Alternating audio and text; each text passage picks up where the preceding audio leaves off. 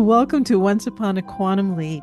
The little birdie shared a little quote with me from some wonderful book called Shaping Your Life. And I'm not going to tell you who wrote that book, but here's the quote.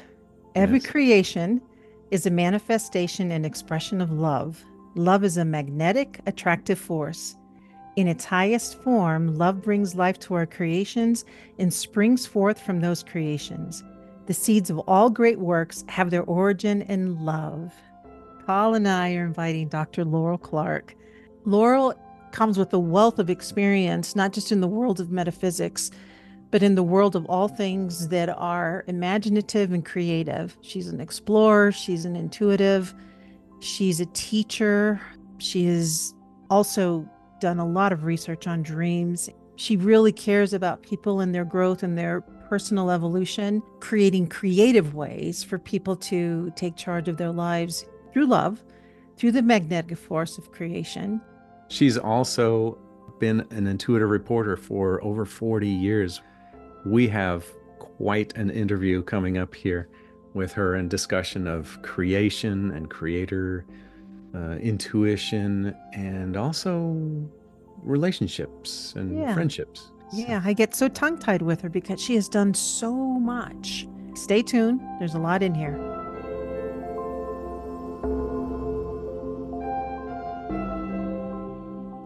And so, without further ado, Laurel, thanks again for joining us. Appreciate the invitation. I'm looking forward to our conversation.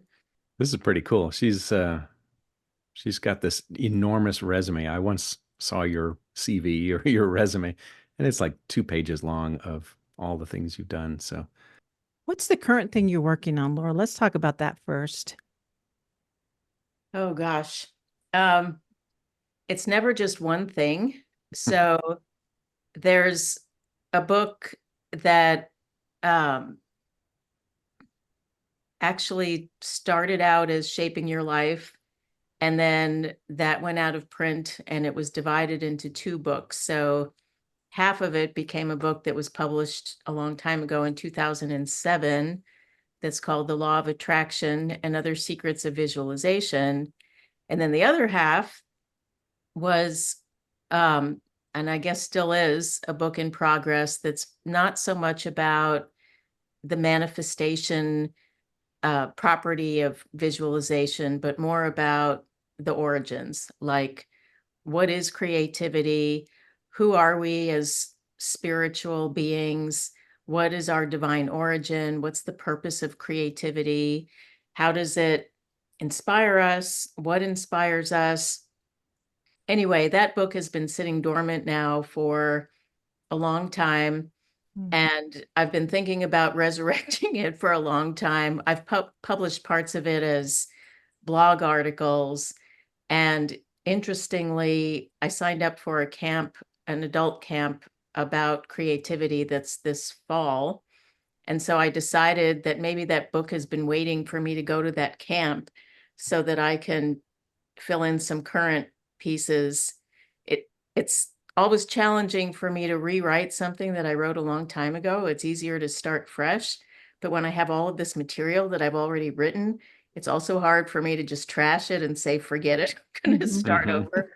Yeah. So that's kind of what I'm currently working on, is like playing in my mind with what elements of this do I want to bring forth into a book, and what do I want to just allow to be in the ethers as my creative process that Mhm. somewhere is going to do something in the world or in my yeah. world. And none of it is ever wasted because, whatever you wrote at the time back then is part of the process of you getting to where you are now as well. Right. But yeah, I know what you mean. Like, oh man, I don't want to just shelve all of this. Are there some new nuggets that you yourself expanded upon or shed from your old books that you've revisited and said, yeah, I'm looking at this in a different way?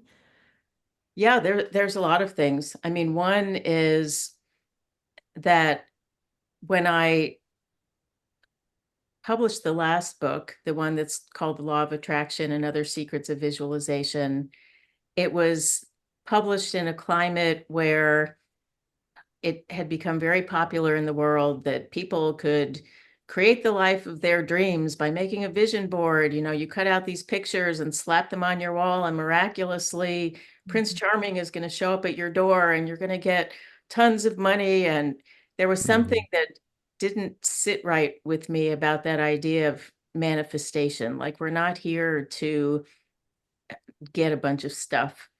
And so, in terms of revisiting what's the purpose for even having a creative urge, and who are we as creators, that's important to me. And then there's some other things in there that are fun. Like, I have a chapter on how to write poetry, and there are some different ways that I've experimented with writing poetry. And I give some examples and give people exercises about how to do that. So there's some actual hands-on things that people can do if they just want to play, because I think the essence of play is the essence of being creative. And I really believe that if more people played more often, and if they created more often, not to make money or because they want to be famous, but just because we're creative beings, I think people would be a lot happier. And then I think our world would be a lot happier. That's my idealistic belief. Yeah. Would you say that more of the real person comes out when they play, or is that why? I don't know if that's why, but I do think that that's true. Although I think the more freeform the play is, the more that that's true. Like, I know people who are really into playing pickleball and playing cards, and it seems like the more a game is structured, especially with a win-lose scenario, I don't know if the real person comes out. It seems like a lot of ego comes out. Yeah, And, the competitive person comes out. right. Yeah. Yeah, the type of play really matters. Well, so what Well, would you, what have you, like, if you had to answer that question, what is a creative, what is that? What is that that's emerging that you'd like to share with other people? What is that creative being essence that's coming forth? Well, I believe that we, meaning human beings, were all created by a creator, and whatever someone's belief is about that, whether it's a personalized type of creator or a kind of universal force, I don't think that really matters. I do think that our essence and our origin is light or awareness, and that our essence is that of creativity. That, I mean, every scripture I've read says that we were made to be like our creator, which means that we have creative potential. And so that creative urge is kind of like the urge in a seed. If you have a tomato seed, it has an urge to grow into a tomato. If you have an acorn, it has an urge to grow into, I think it's an oak tree that acorns, yeah, whatever kind of tree you got it it. is. So I think that we're like that too, that we each are individual seeds of light, seeds of our creator, and that our urge is to grow and develop until we fulfill our potential to be creators. Not that we are God, but we are God-like. And so I think the restlessness that people have, like, if they don't have goals or they don't really have something to do, especially, somebody finishes a project and then either they get depressed or they get restless, it's because there's all of this energy that's been completed or freed up, and it needs to go somewhere. So, you started out talking about love, and I think that love and creation are the same. The same thing is true when people don't, I was going to say they don't have someone or something to love. We always have something or someone to love, but sometimes people don't think they do, or they attach their love to, one particular person or one particular job. And then they get sad and depressed and frustrated if the relationship ends or that person leaves or they leave the job, because there's just all of this upwelling of creative energy and love that needs to express. And that's, I believe, what we're here for. Well, I believe that too. How did the how did you come to what's your background in terms of, maybe that's not the right question. How did you come to you responding to your creative urge, seeking that identity, trying to form it, respond to it? What things contributed for you to go into that direction or to see that of high value? You know, that's a really good question, because when I was a child, before I was in school, I was very um, introverted, for lack of a better word. I played by myself a lot. And even if I was having, playing with dolls, I never had those conversations out loud. They were in my head. Mhm. And there were a lot of creative things that I did, whether it was cutting up paper and making shapes, or um, making clothes for my dolls. I never really played mommy with dolls. I played school, where I'd line my dolls up as in chairs, and I was the teacher. I would Well, make of them. course you would. Um, I used to like take empty boxes and I'd make little furniture for the dolls, just whatever stuff was around. It seemed like I was always able to see in it something it could be made into. And so I did that. And I also learned how to read young, before I was in kindergarten. And so I used to like write poems. And um, anyway, and it was, I wasn't really taught art by my parents. I was definitely encouraged to learn music. I started taking piano lessons when I was 5, and they read to us all the time. So words and music were a big kind of substance of creativity in my household. We had visual art all over the place, and we went to art museums, but I wasn't really raised to make visual art, even though I did it. I never thought of myself as an artist. Mhm. Anyway, when I went into kindergarten, it felt to me like all of that got shut down. Mm. Like when we were supposed to draw something, it was supposed to look like whatever it was supposed to look like. And I didn't really have the skills and didn't learn the skills to do that.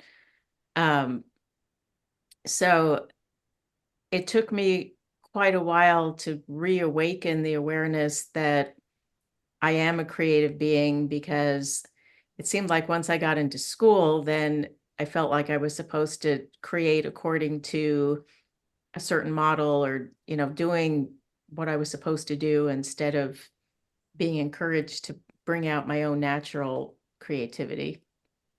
Mm. Mm. So that spark was there, and then you rekindled it at some point, right? Is that what I'm hearing you say? It was just a rekindling in some ways, because that's, I it, think that's pretty common though yeah. in a school setting, that those those freestyle um, creativity uh, stances or explorations, they kind of get squished when you go into school, and they say, now you're going to learn some math, and now you're going to learn some science, and now you're going to learn this and this and this and some history.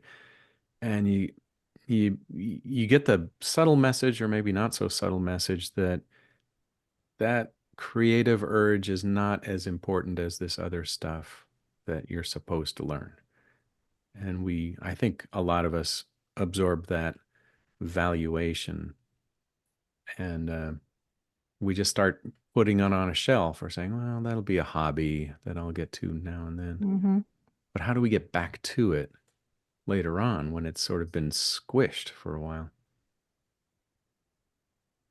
Well, I think that question is pretty individual in terms of how people answer it. I mean, when I think about even those years when I felt like my creativity was stifled, or I didn't even really think of myself as creative, I still always found ways to create. Like I would make Mm. Yeah. cards instead of buying a birthday card. I mean, part of this is because my mother didn't want to spend money on, buying birthday cards. So I would make birthday cards.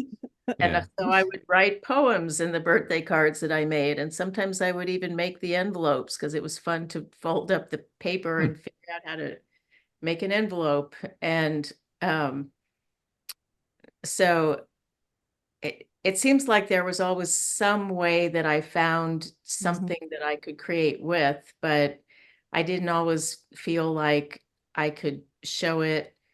Um, and especially if I felt like it was being ridiculed, then I kind of kept it to myself.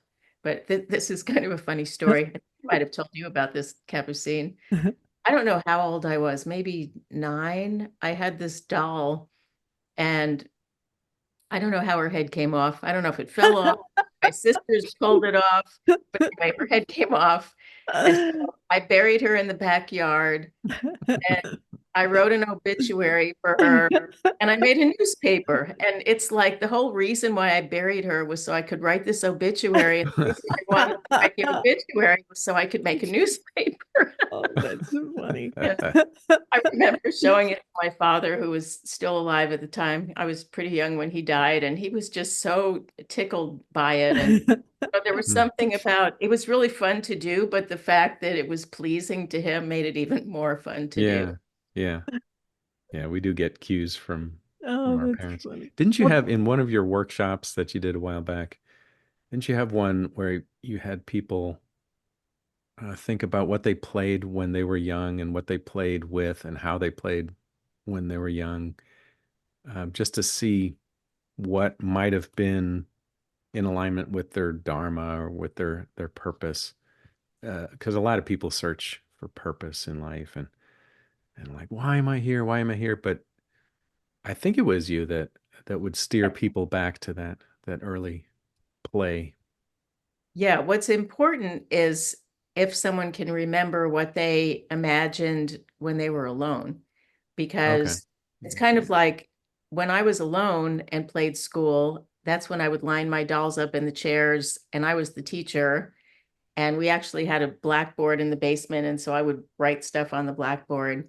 But when my older sister was with me, she was always the teacher because she tends to be fairly bossy. And so I didn't really have a choice in the matter. So Yeah. if it's when you're alone, especially under the age of 7, what you imagine or play can help key you into really why you're here this lifetime. Now, why is that, do you think? Why is that period, is that an unsullied sort of period for people? Well, my understanding is that when we're born, I know that we all believe in reincarnation. I don't know if all of the listeners do. I believe in reincarnation, meaning that every lifetime we have a soul and a spirit that carries through from lifetime to lifetime, and we get a new physical body and a new conscious mind. And the conscious mind is where we make decisions, it's where we learn, it's where we learn how to take care of the physical body. And that develops from the time we're born up until around the age 7. And I mean, it's not like, okay, it's your 7th birthday and bam, you've got a full conscious mind. It's Hmm.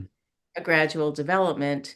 But before that conscious mind is fully developed, and before a soul is able to hear a parent say, oh, you're going to be a fireman just like your daddy, or everybody in the family goes into accounting, those kinds of messages that we're given, Yeah. we can absorb pretty young. So it's before we absorb those messages, and it's when we're close to that soul urge or the soul's purpose for incarnating. Yeah. That may all of a sudden came to mind.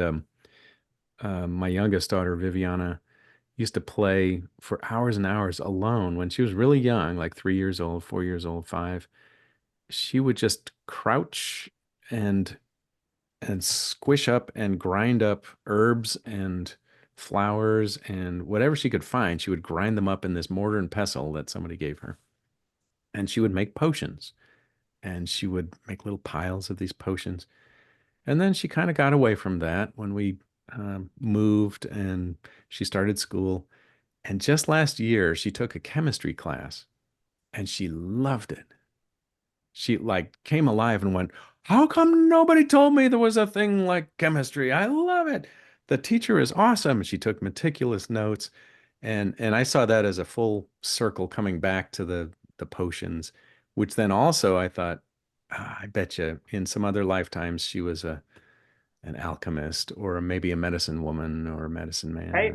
An herbalist and or something. yeah, an herbalist. And she's got some kind of understandings there. She was continuing it, and then it got interrupted for a little while, and then she rediscovered it with the chemistry class. Now she wants to go into chemistry, How and fun. yeah, it's like wow, I love watching things like that. People Yeah. discovering or rediscovering their creative roots or their purpose in life. Well, I think with you, Laurel, that's like what I've always known about you, and then my relationship with you is that your way of expressing.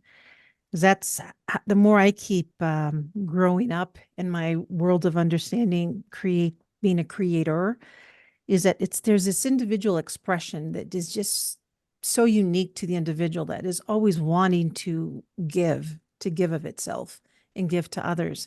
And what I know about you is that you've always found a way, at least with me, you have, and I know this is with others, but for sure with me, that you just have a unique way of wanting to give of yourself, whether it is in how you cook a meal or send a card or share a story.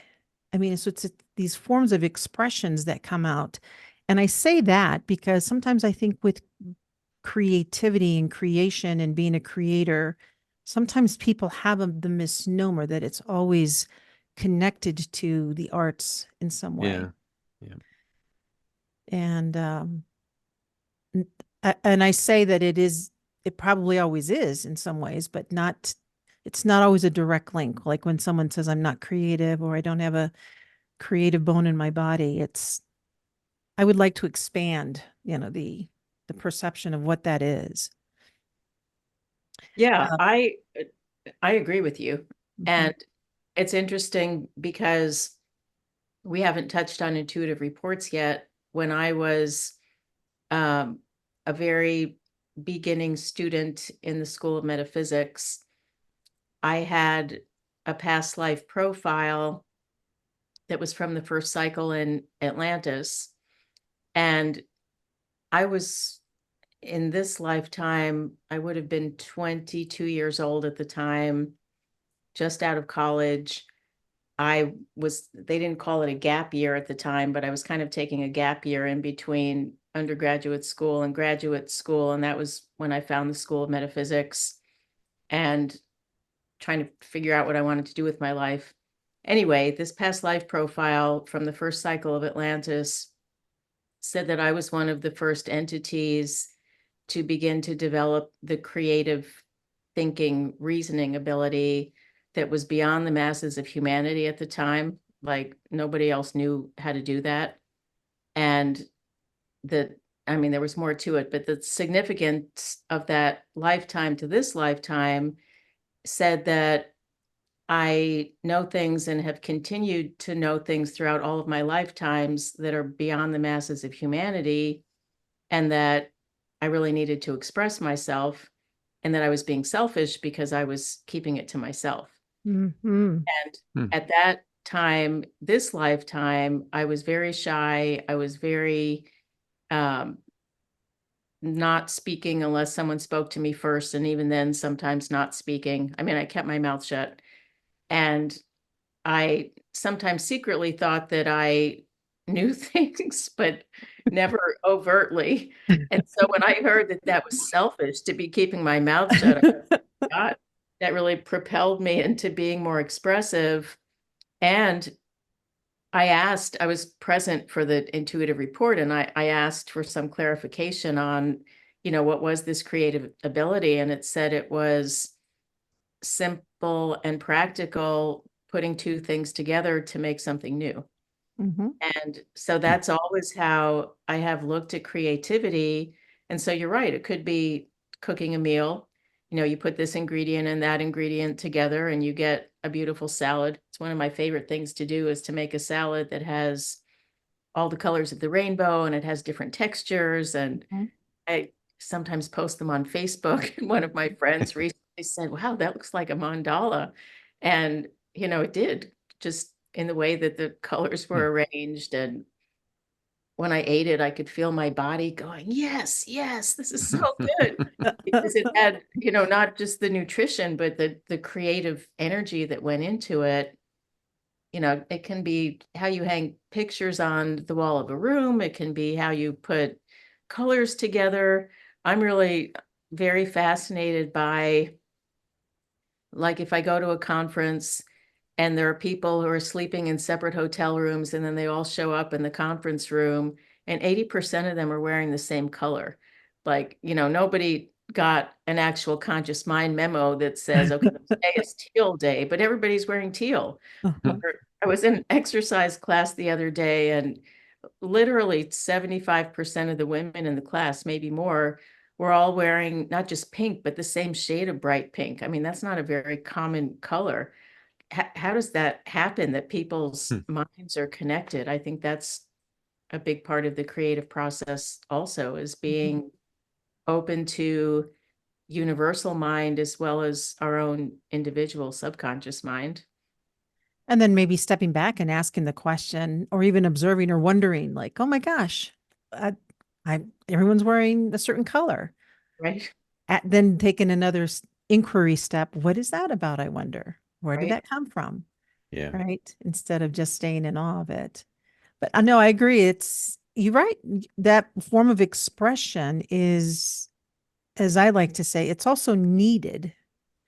Right. So everyone, I think, it's probably coupled with their dharma, not probably, I believe it is, but it's when you give, just you're not thinking too much about it or even at all. This form of expression does roll out. And then when you are more aware of it, then that's when you fine tune that skill, that craft, the craftsmanship of that creative gift.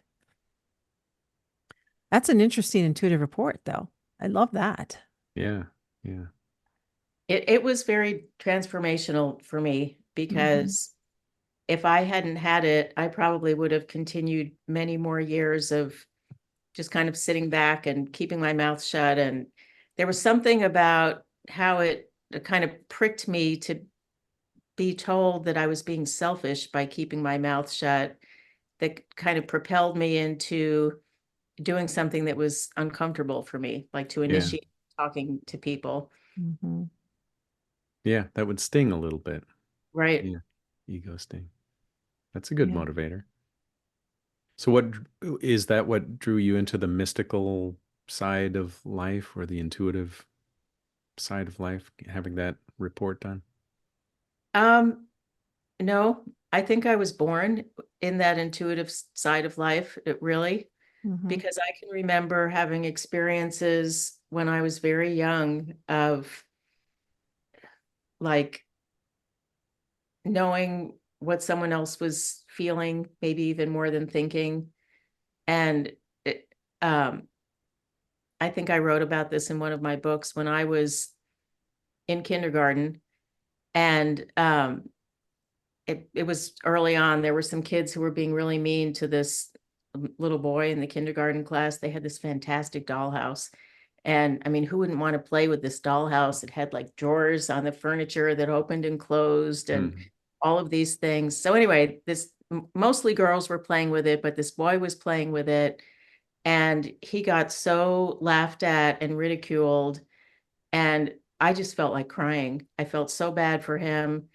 And I didn't feel like there was anything I could do about it. And I remember lying in bed at night, that night, and feeling so bad for him, and thanking God that I was a girl, so that I didn't have to deal with that kind of ridicule, because girls could do anything. They could play with dolls, they could climb trees, they could, the boy things and the girl things is how I looked at it. But anyway, I was not raised in a religious family. I was not raised to believe in God.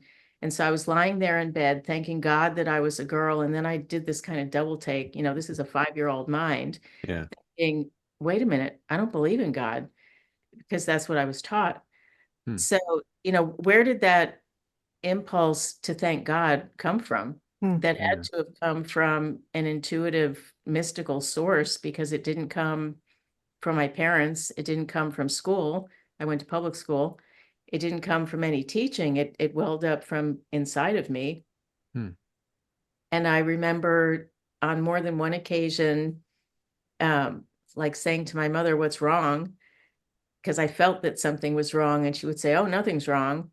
And then years later, finding out that my father had been diagnosed with cancer, even though they didn't tell us. And so, she was dealing with all of her emotions, and I just was intuitive enough to absorb that, but my conscious mind and brain didn't have any knowledge to put that into context. Wow. Yeah. So, I mean, some of these, in fact, most of these experiences at the time, I wouldn't have said, "Oh, I'm an intuitive 5-year-old." It was later, as an adult, looking back over it and seeing how much that kind of guided me and shaped me up until probably junior high school is when I kind of turned away from that and started doing things more because it was popular instead of being guided by my own inner self. Yeah.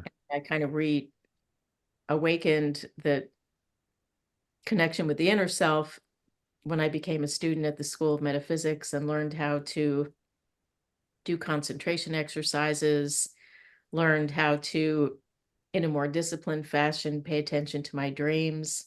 I mean, I'd always been aware of dreams, but in terms of writing them down and, really learning what they were telling me, that took some education to learn how to do that.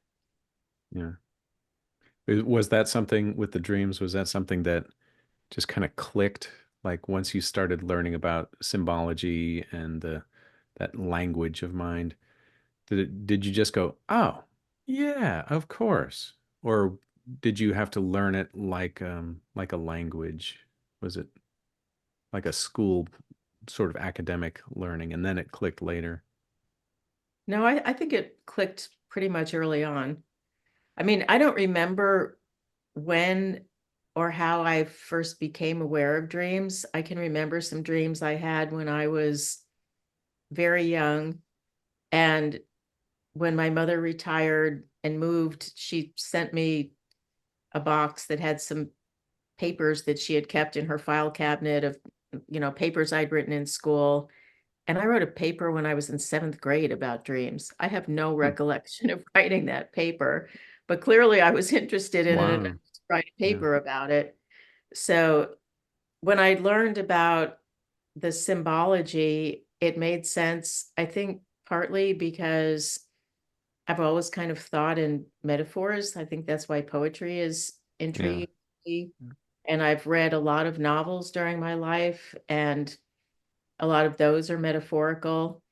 But for many years now, I've been a member of an organization called the International Association for the Study of Dreams.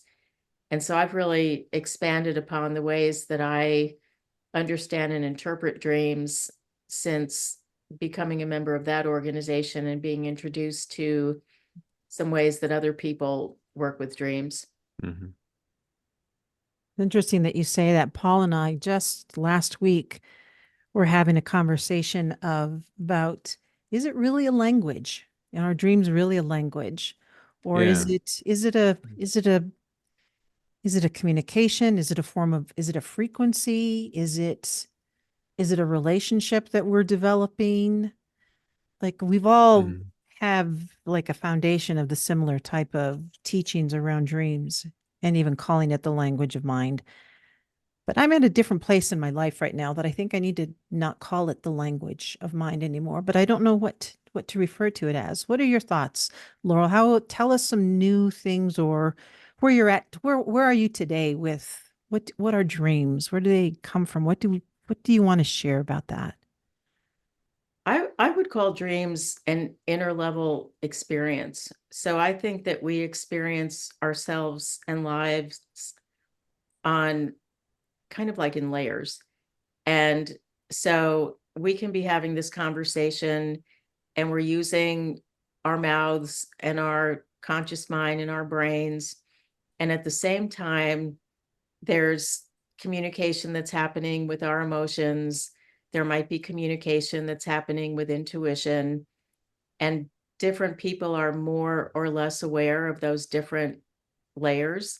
So, I mean, Capucine, you and I have talked about this. One thing I really enjoy about our friendship is that we have a really strong intuitive connection. I mean, we can go for years and not have a phone call or exchange a letter, and we're still connected. So some years ago, and actually you were the stimulus for this, we were sending a journal back and forth instead of writing letters, and I was mostly writing poetry and you were mostly doing visual art. And at one point I said, I'm not an artist, and you genuinely in surprise said, I'm not an artist, I just make things.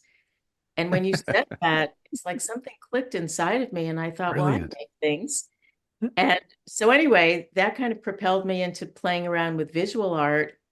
And there, at the time where I live in St. Louis, there was an art gallery that I got a space in the wall to display some of my art.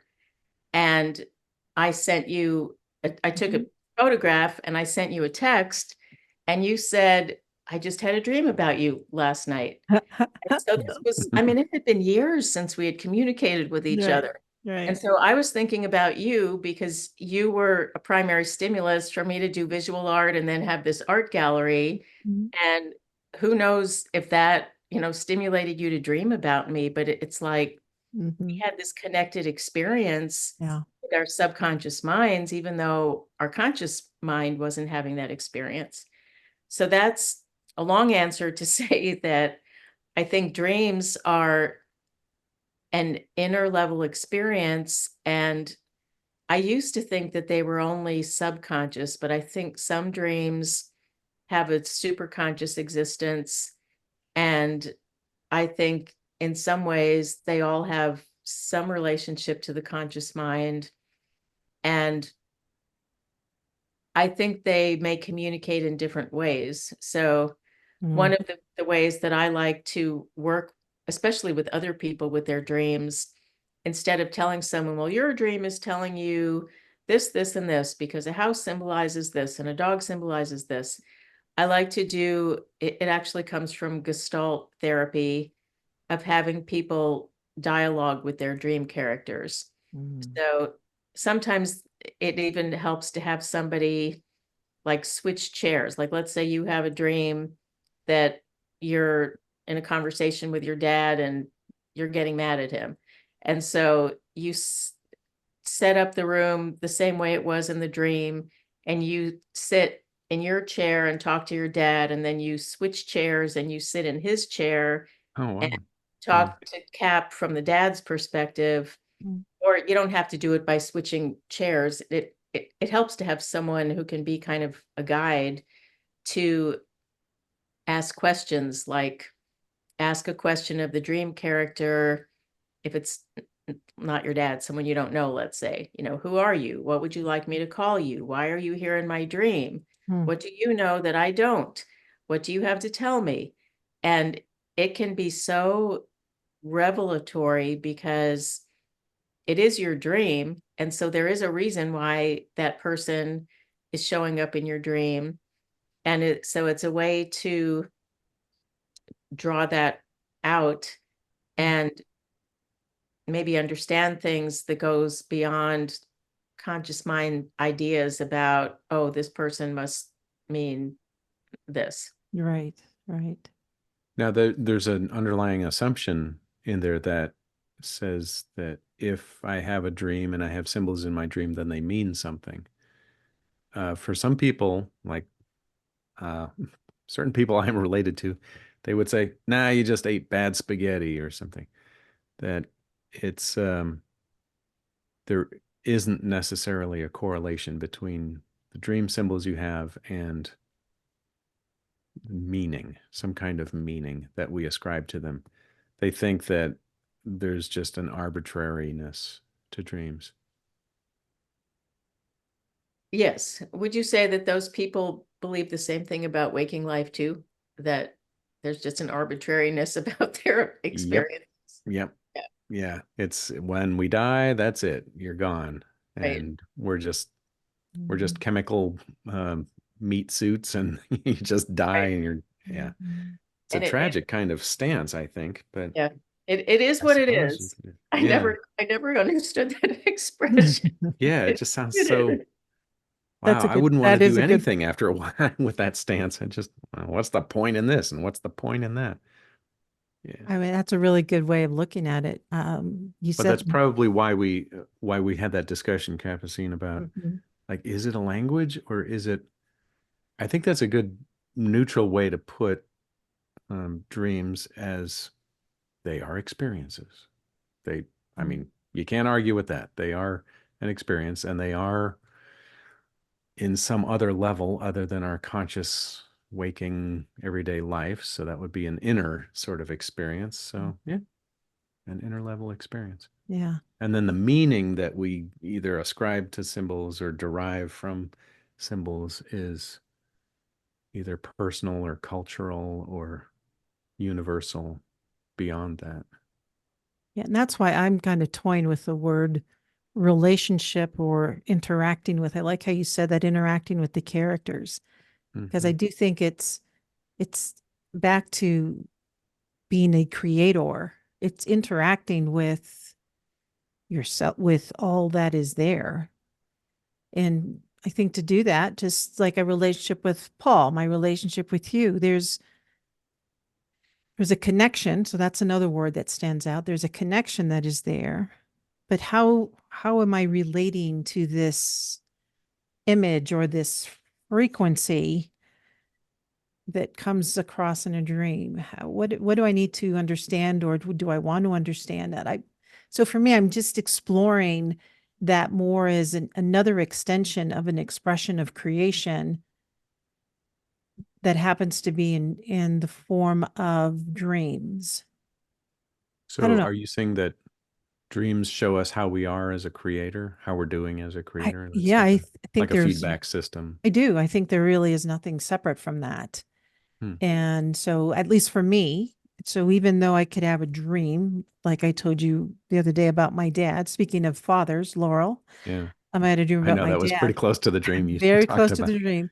Yeah. Um, it's still is giving me information about how to create in this world, how to express in this life.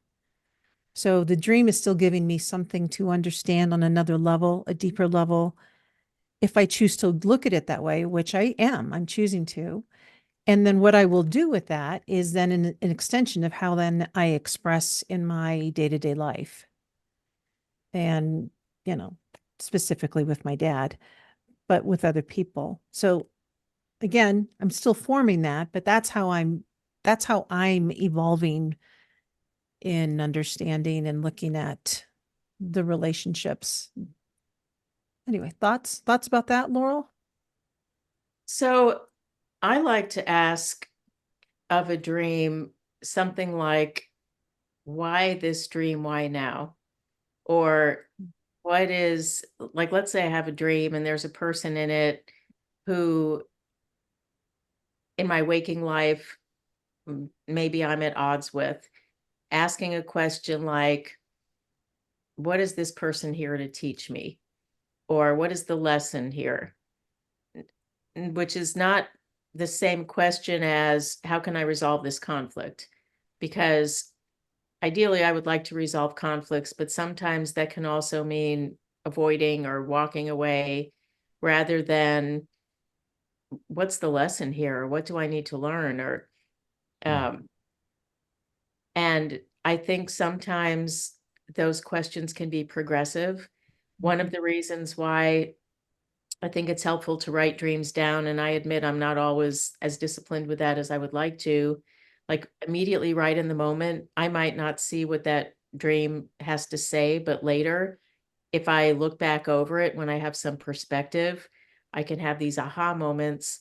Like Mhm. this was very interesting to me. There's somebody we all know whose first name is Terry, who's female, who died pretty unexpectedly. I mean, she was sick, but nobody knew she was going to die when she did. And nobody even knew of my friends that she died. We found out from somebody researching obituaries and then finding out that she had died. Well, about maybe a week before she died, maybe 2 weeks, I had a dream with a male friend I have whose name is Terry, both spelled the same way, Terry. And in that dream, there weren't really a lot of visuals. I was walking with him and I was thinking, wow, it must be interesting to have a name that could be either male or female, because my name's only a female name.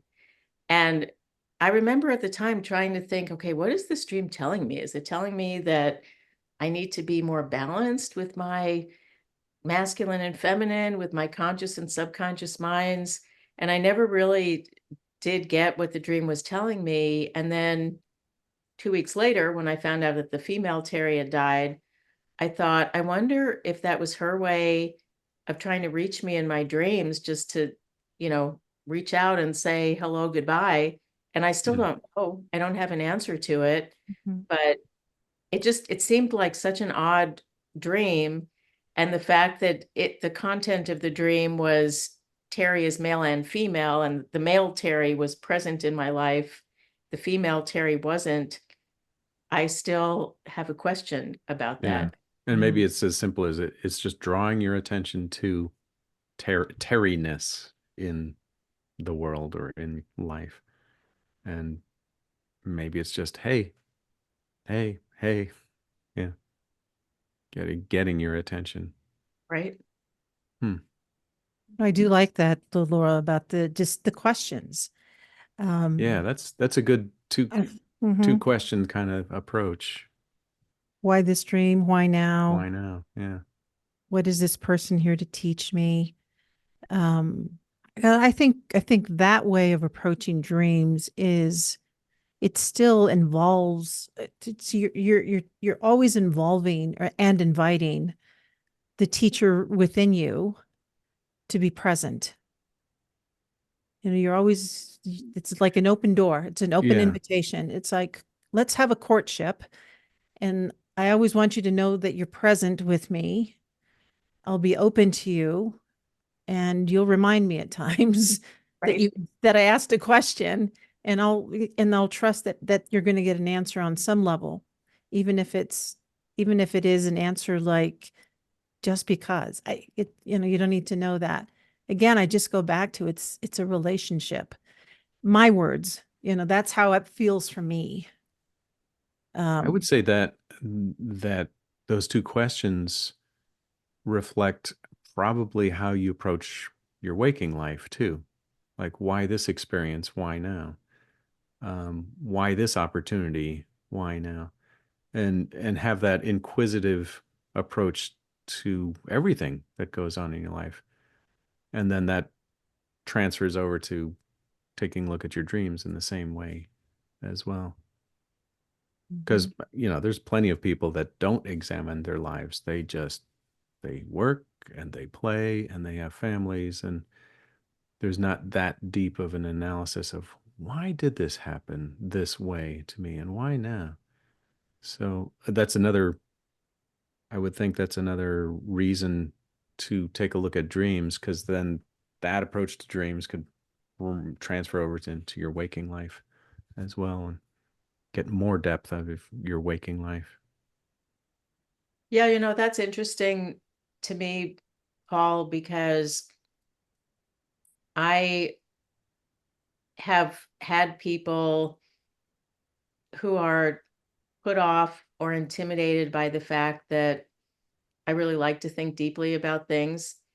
And I've had people tell me that I'm no fun because it's not like I over everything so deep. Why? Yeah, it is. I mean, actually it is. Yeah. It is. And to me, it's fun. This kind of conversation is fun. But to some people, it's like, oh my God, that's so much work to have to think about things. I want to have to think. Or lighten up. Jeez. Right, No, right. I'd much rather have a deep conversation than a light conversation. Yeah, me Yeah. too. In fact, that was so illuminating to me. It's not been that long ago. I don't know, maybe I think it might have been when I became more involved with the International Association for the Study of Dreams, because I go to these international conferences, and it used to be so intimidating to me to walk into a room of people who I didn't know. But because the common element with all of these people is dreams, 99% of the conversations immediately go beyond the surface and go into depth because people talk about their dreams. Yeah. I remember the first time I came home from one of those conferences and I was talking with some friends about it. I realized that some of the people I met, I had no idea what they did for work. Like, we never talked about their job. We Yeah. just talked about their dreams and their It's inner. inconsequential. Yeah. And so anyway, what I realized is all those years that people were telling me that I'm shy, I'm not shy. I just don't like small talk. You're just And selective. Yeah. yeah, I'm not good at small talk. I mean, I can do Yeah. it if I have to, but I was terrible also at small talk. I think I had an attitude about it too. I just, oh, these people are so shallow. They don't talk about the real things. And so, sure enough, I'd go to a party in high school or in college, and I'd just be so bored because, I was just having fun. I had to learn how to have shallow fun so that I could hang out with people, and it was tedious at best. Now I get to hang out with you people and have deep conversations. right, Well, right. well, speaking of deep, I'm going to take a bit of a turn backwards, still in relation to our topic. What Give us some of your thoughts about intuition. Like, what have you learned up today? What has Laurel learned about intuition? What is it? How would you describe it? Is it valuable? Why? Um, yes, it's valuable. Why? Because I think it is the truth of who we are. Like, I think that these physical bodies and our conscious minds, they're definitely important because it's how we learn and how we move through the world, but it's a very small part of who we are. And I mean, the word intuition means teaching that comes from within. So the inner guide, the soul, what's permanent, all of that is a function of intuition. The definition that I learned through the School of Metaphysics is that intuition is the direct grasp of truth, that approaching something intellectually is approaching it by being apart from it, and intuition is the direct grasp of truth. And that makes sense to me. So, like, if somebody is talking about abstract ideas about something, like, what's your theory about life? That's an intellectual conversation. You're approaching it apart from it, like you're examining the idea under a microscope. Where intuition would be more like, these are the experiences that have guided and shaped my life. And here's this thread that has gone through all of my experiences. And maybe now I understand more about it than I did when I was 5, but there are still related issues that come up. We call that karma, because I'm here to learn those lessons this lifetime. And so the more I pay attention to this kind of inner thread that goes through my experiences, then the more effective I can be, the more understanding I can have, the more fulfillment I can have. I think all of those come from intuition. Mhm. And of course, on this show, we've talked a tremendous amount about intuitive reports. So that works right in there with the usefulness and the value of having these reports given from that intuitive side of life and using them in your life. How have you used intuitive reports, Laurel? Or how have you found that to be more useful um, as you apply it in your life?